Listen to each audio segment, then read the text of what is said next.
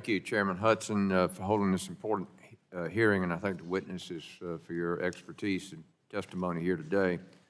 As we mark nearly 30 years since the passage of the Telecommunications Act of 1996, it's clear that the communication landscape has changed in ways few could have envisioned at this particular time. With advancing technology, challenges still exist. It is a moving target. I mean, it's fast. It's important that we evaluate what has worked, what hasn't, and how we can improve it. Commissioner O'Reilly, I represent a pretty rural district, and many providers in rural America have come to rely on the Universal Service Fund. Has the Universal Service Fund worked as intended when Congress wrote the Telecommunications Act of 1996?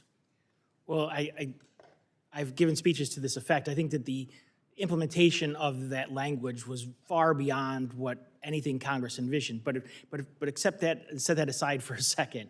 I think that it has generally worked. There are problems because USF needs to be modernized on the distribution side. You've got a high-cost program with 12 or 13 programs that are fighting themselves. They're also fighting the E-rate program. You have E-rate and high-cost subsidizing two different providers in the same community where no provider could actually survive by themselves. So it is a problem.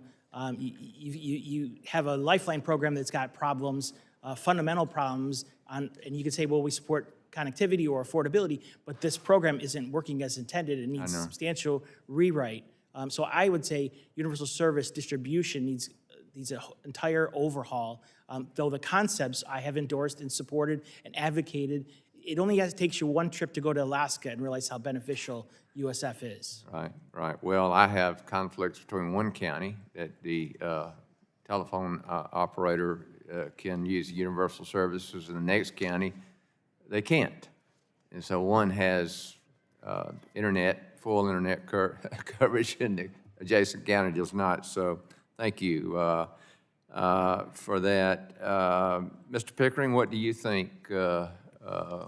How can you add to that conversation? You know, on USF, as we see the build out right now, both historic levels, as I mentioned, by the private sector, historic levels with BEAD funding from the public sector, and the BEAD is just now hitting the shovel to the ground.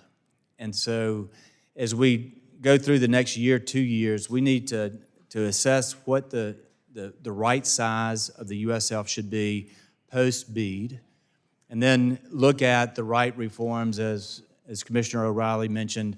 How do we right-size it, keep what is critical and core? How do we reduce the size of the USF?